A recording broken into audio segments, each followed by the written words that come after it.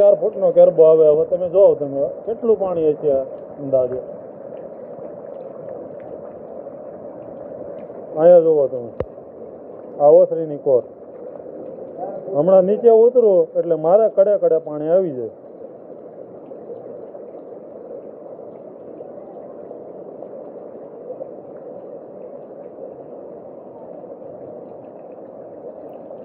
આ પુલ હમણાં જ બનાવ્યો છે. જોકે આવો વરસાદ ક્યારે અમારે આવ્યો છે નહીં અત્યારે.